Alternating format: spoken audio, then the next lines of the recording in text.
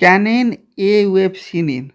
यहाँ पे देखिए जुगुलर वेनस प्रेशर में जो ए वेव होता है, ये ए वेव क्या कौन कौन सा होता है? एक होता है लार्ज ए वेव, लार्ज ए वेव। एक होता है super large A wave, super large A wave. Super a large wave को क्या बोलते हैं? Cannon, cannon, cannon A wave. और जेंट ए वेव, जेंट ए वेव, और फ्रॉग साइन भी बोलते हैं उसको। और थर्ड होता है कौन सा? एब्सेंट ए वेव, एब्सेंट ए वेव। एब्सेंट ए वेव एट्रियल फिब्रिलेशन में दिखाई देता है। और जो लार्ज ए वेव जो है, ये किस किस में दिखाई देता है?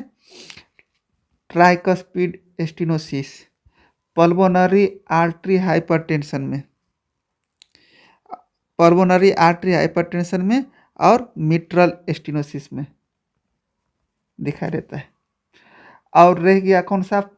Cannon A wave. यहाँ पे देखिए कैनन ए वेव मीन्स क्या होता है?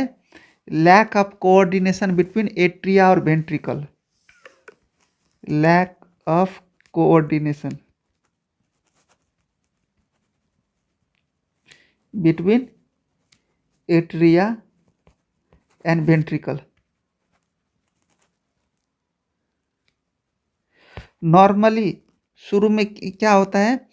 एट्रिया कॉन्ट्रैक्ट होता है, एट्रिया कॉन्ट्रैक्ट होता है, followed by the ventricle, ventricle contract होता है। लेकिन कैनन वेव में क्या होता है?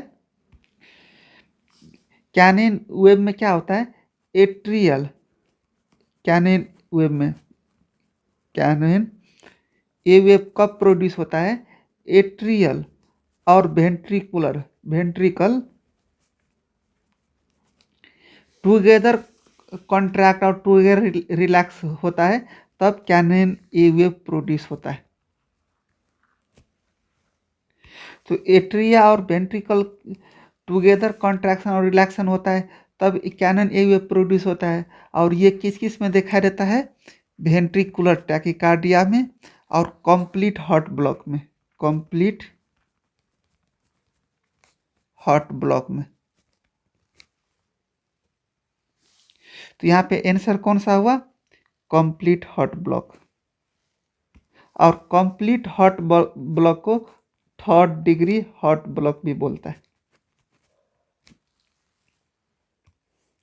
Aortic dissection is seen in, aortic dissection का कॉजेज सब क्या क्या है? कॉजेज सब हाइपरटेंशन, अनकंट्रोल्ड हाइपरटेंशन, ये मोस्ट कॉमन कॉज है एओर्टिक डिसेक्शन का। सेकेंड क्या हो गया? Marfan syndrome, Marfan syndrome. Third क्या हो गया? Cystic medial necrosis, cystic medial necrosis. Aortic dissection means क्या होता है? एओर्टिक डिसेक्शन टाइप ए होता है और टाइप बी होता है, टाइप बी होता है। देखिए इसमें टाइप ए एओर्टिक डिसेक्शन किसको बोलता है? Intima, intimal tear seen in ascending aorta, ascending aorta, उसको टाइप ए एओर्टिक डिसेक्शन बोलता है। टाइप बी एओर्टिक डिसेक्शन किसको बोलते हैं? Intimal tear seen in descending aorta, descending aorta. तो डिसेंडिंग एओर्टा में इंटीमल टीयर दिखाई देता है, इसको टाइप बी बोलता है। और देखिए ऑन कंट्रोल हाइपरटेंशन के कारण मोस्ट कॉमन कॉज है एओर्टिक डिसेक्शन, तो उसमें शॉर्ट एक्टिंग बीटा ब्लॉकर देता है, शॉर्ट एक्टिंग बीटा ब्लॉकर। और शॉर्ट एक्टिंग बीटा ब्लॉकर में कौन सा प्रीफर करेंगे, स्मॉलोल, स्मॉलोल देता है। तो आंसर कौन सा हुआ, Marfan syndrome. Incorrect about a conduction system of heart. Conduction system में क्या होता है, एसी नोड, एवी नोड और बंडल ऑफ हिस और पुरकिंजो फाइबर। तो देखिए Purkinje fibre having the slowest conduction, Purkinje fibre सबसे फास्टेस्ट कंडक्शन होता है, फास्टेस्ट कंडक्शन होता है, कितना 4 मीटर पर सेकेंड। तो आंसर सी, ये इनकरेक्ट है।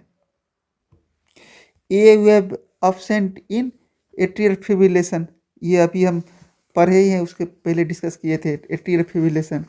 और कंप्लीट हार्ट ब्लॉक में क्या देखेगा, cannon A wave, cannon A wave और फ्रॉग साइन।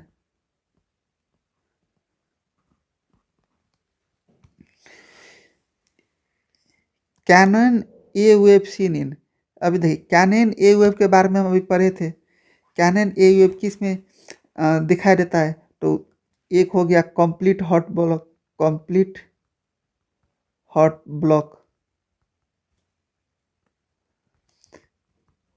एक हो गया ventricular tachycardia, complete heart block को थर्ड डिग्री हार्ट ब्लॉक भी बोलता है। एक होता है जंक्शनल टैकीकार्डिया, जंक्शनल टैकीकार्डिया। ये तीनों में कैनन ए वेव दिखाई देता है, तो answer B. Severe mitral stenosis is identify the, देखिए सेवियर मिट्रल स्टेनोसिस, तो ये देखिए ये हार्ट हुआ, हार्ट में ये 4 चैम्बर होगा, तो मिट्रल वाल्व कहाँ पे है, यहाँ पे। तो स्टेनोसिस ये मिट्रल वाल्व, वाल्व का नॉर्मल ओरिफेस कितना होता है, 4 to 6 सेंटीमीटर स्क्वायर। इफ ये ओरिफेस नैरो हो जाएगा तो क्या डेवलप होगा, mitral stenosis.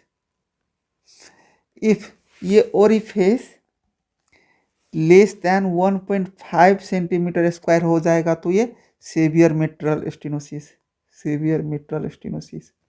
If less than 1 centimetre square हो गया तो ये क्या हो गया, critical mitral stenosis.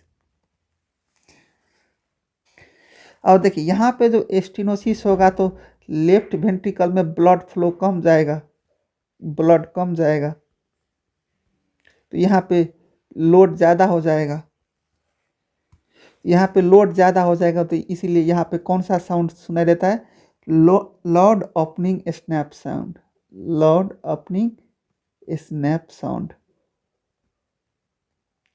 Loud opening snap sound को किस में सुनाई देता है, मिट्रल स्टेनोसिस में। और जो सेवरिटी होता है, सेवरिटी होता है स्टेनोसिस का, मिट्रल स्टेनोसिस का, ये directly proportional to the orifice length, orifice length, मतलब ओरिफेस लेंथ जो है वो डिसाइड करता है कि मिट्रल स्टेनोसिस कितना सेवेरिटी है। तो यहाँ पे duration, duration of mid diastolic murmur, duration और length of murmur decide the severity of the mitral stenosis. Answer C. What would do immediate after identification by ECG of the patient going to the cardiac arrest? तो cardiac arrest रहेगा तो immediate हम सबसे पहले क्या करेंगे, क्या करेंगे, एपिनेफ्रिन, एपिनेफ्रिन ब्रीदिंग और चेक पल्स और chest compression. If cardiac arrest patient रहेगा तो हम सबसे पहले फर्स्ट क्या करेंगे, चेस्ट कंप्रेशन देंगे, चेस्ट कंप्रेशन देंगे 100 to 120 पर मिनट। और चेस्ट कंप्रेशन में डेप्थ कितना रहेगा, डेप्थ 5 सेंटीमीटर और 2 इंच। कार्डियक में सबसे पहले हम क्या करेंगे, चेस्ट कॉम्प्रेशन देंगे पेशेंट को। तो answer D. P wave in ECG due to, हम ये सबसे पहले के वीडियो में हमने डिस्कस किया था। पी वेव क्या करवाता है, atrial repolarisation, sorry atrial depolarisation, atrial depolarisation. और क्यू आर एस कॉम्प्लेक्स क्या करवाता है, वेंट्रिकुलर डिपोलराइजेशन, वेंट्रिकल डिपोलराइजेशन। और जो टी वेव है वो क्या करवाता है, वेंट्रिकुलर रिपोलराइजेशन, वेंट्रिकल रिपोलराइजेशन।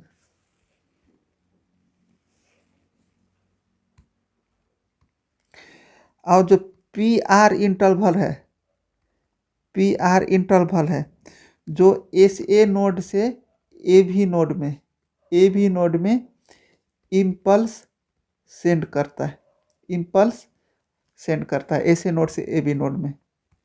और जो यू वेव जो है ये क्या करवाता है, delayed repolarisation, delayed repolarisation of papillary muscle.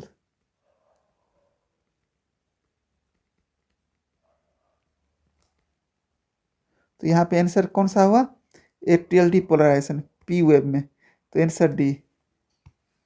Initial ECG change in hyperkalaemia, ECG change hyper, initial change क्या होता है, टॉल टेंडेड टी वेव, और टॉल टेंडेड टी वेव होता है। और हाइपर कैलेमिया और हाइपोकैलेमिया के ईसीजी का फाइंडिंग हम पहले के वीडियो में डिस्कस कर चुके हैं। तो आंसर यहाँ पे A. Incorrect about the Dressler syndrome, Dressler syndrome के बारे में हम डिस्कस कर चुके हैं। इफ EMI होगा और EMI के 2 to 3 वीक के बाद पेरिकार्डाइटिस, पेरिकार्डाइटिस एंड प्लूराइटिस डेवलप होगा तो उसको ड्रेसर सिंड्रोम बोलते हैं। और dresser syndrome auto immuno disease है। तो इनकरेक्ट बोल रहा है, इनकरेक्ट कौन सा होगा, D. Treatment with steroid is necessary, is not a treatment of Dressler syndrome. तो आंसर डी।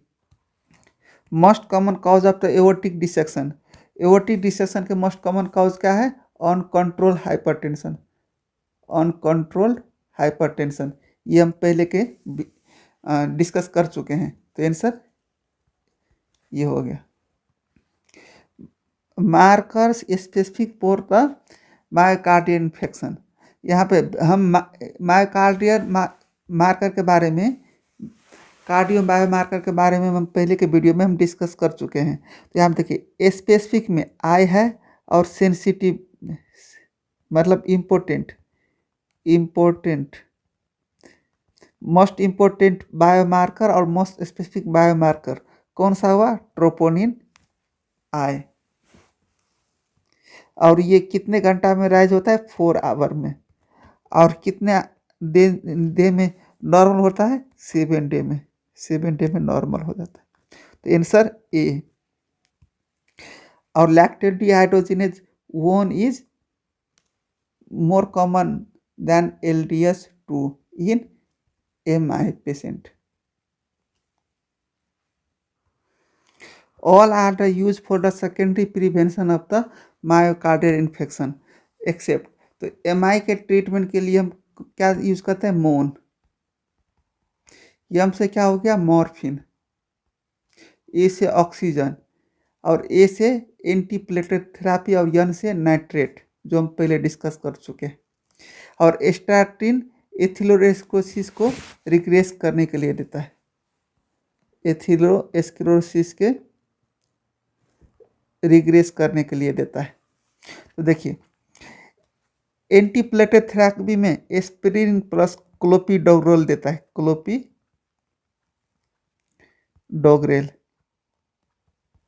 और बीटा ब्लॉकर भी देता है। इनिशियल मैनेजमेंट करने के लिए मोन के साथ साथ बीटा ब्लॉकर भी देता है मैनेजमेंट के लिए। रूटीनली वारफेरिन यूज नहीं होता है एमआई में, तो answer D. Reverse split S2 sound, reverse split S2 sound seen in the aortic stenosis, aortic stenosis में रिवर्स स्प्लिट S2 साउंड सुनाई देता है। ECG finding in hyperkalaemia, hyperkalaemia में हम बोले हैं देखिए tall wave, T tall wave देखा रहता है, या टॉल टेंटेड टी वेव भी बोल सकते हैं उसको, टॉल टेंटेड टी वेव। उसके बाद एसटी एलिवेशन और wide QRS complex, wide QRS complex इसी फाइंडिंग में हाइपरकैलेमिया में देखा रहता है, answer D. Coronary artery disease is associated with all except, except में देखिए क्लैमिडिया, पुअर डेंटल हाइजीन और स्मोकिंग रिस्क फैक्टर है कोरोनरी आर्टरी डिजीज का। Alcohol is not associated in coronary artery disease, तो answer D. Pericardial cyst, pericardial cyst कहाँ पे देखा रहता है, तो पेरिकार्डियल सिस्ट कार्डियोफेंडिक एंगल में मोस्ट कॉमन साइट है। पेरिकार्डियल सिस्ट का मोस्ट कॉमन साइट क्या है, कार्डियोफेंड्रिक एंगल, तो आंसर ए।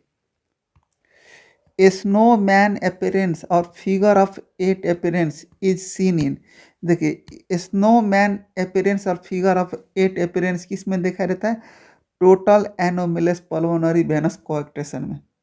और देखिए टेराटोलॉजी ऑफ फेलो, टेराटी यहाँ पे ओ है तो देखिए double O, O boot shape, boot shaped heart किस में देखा रहता है, टेराटोलॉजी ऑफ फैलोट में। और देखिए ईग ट्रांसपोज होता है, ईग ट्रांसपोज, ईग ट्रांसपोज होता है तो यहाँ पे देखिए egg appearance seen in heart, seen in heart किस में दिखाई देता है, ट्रांसपोजिशन ऑफ ग्रेट आर्टरी में। Egg transpose means egg appearance seen in the transposition of great artery. और एक रह गया box shaped heart, box shaped heart, और बॉक्स शेप्ड हार्ट है ये किस में दिखाई देता है, एप्स्टीन एनोमेली में, एप्स्टीन एनोमेली में। तो यहाँ पे आंसर कौन सा हुआ, A. Which of the following is the cause of the wide pulse pressure, देखिए वाइड पल्स प्रेशर, सबसे पहले पल्स प्रेशर मीन्स क्या होता है, pulse pressure means systolic blood pressure means diastolic pulse pressure. तो देखिए पल्स प्रेशर, पल्स प्रेशर एक हो जाएगा वाइड, एक हो जाएगा नैरो। तो पल्स प्रेशर एक वाइड हो जाएगा एक नैरो, तो वाइड मीन्स क्या हो गया, इंक्रीज पल्स प्रेशर, और नैरो मीन्स क्या हो गया, डिक्रीज पल्स प्रेशर। और डिक्रीज पल्स प्रेशर किस किस में दिखाई देता है, एओर्टिक स्टेनोसिस और एओर्टिक, देखो स्टेनोसिस होगा तब पल्स प्रेशर डिक्रीज होगा, तो एओर्टिक स्टेनोसिस और मिट्रल स्टेनोसिस में। वहीं पे देखिए इंक्रीज पल्स प्रेशर कब होगा, एओर्टिक रिग्रुकेशन, एओर्टिक रिग्रुकेशन और एओर्टिक स्क्लेरोसिस में, एओर्टिक स्क्लेरोसिस में। तो यहाँ पे आंसर कौन सा हुआ, एओर्टिक रिग्रुकेशन, इसमें वाइड पल्स प्रेशर दिखाई देता है। Most common cause of the unilateral pedal oedema, most common cause unilateral pedal oedema का क्या है, वेनस इनसफिशिएंसी, वेनस इनसफिशिएंसी है, तो answer C. Which of the following is the primary defect of HOCM, hypertrophic obstructive cardiomyopathy, तो primary defect of obstructive cardiomyopathy में क्या होता है, डायस्टोलिक डिस्फंक्शन। और मोस्ट कॉमन सिम्टम्स क्या होता है? Most common symptoms dyspnoea. और एचओसीएम में सडन डेथ होता है, सडन डेथ। और सडन डेथ क्यों होता है? वेंट्रिकुलर फिब्रिलेशन के कारण, वेंट्रिकुलर फिब्रिलेशन के कारण।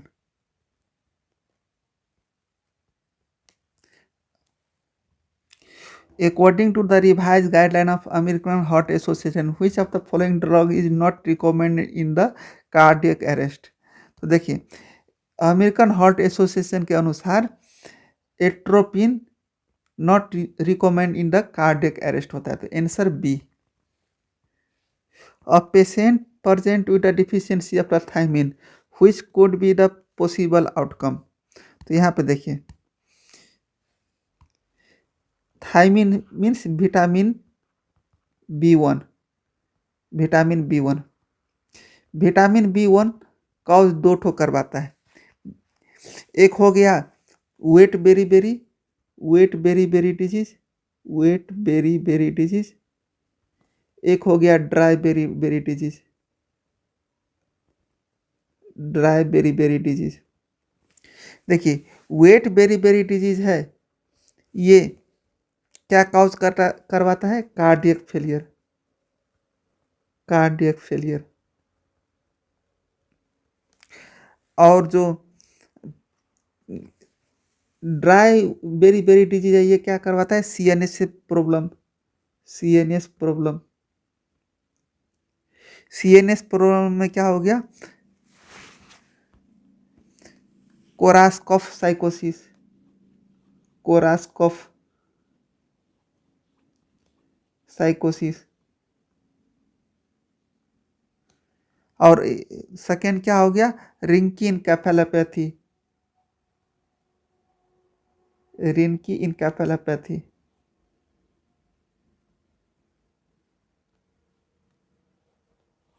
तो यहाँ पे देखिए, सीएनएस प्रॉब्लम होगा या कार्डियक प्रॉब्लम होगा विटामिन थायमिन डिफिशियंसी के कारण, तो आंसर कौन सा हुआ? बी।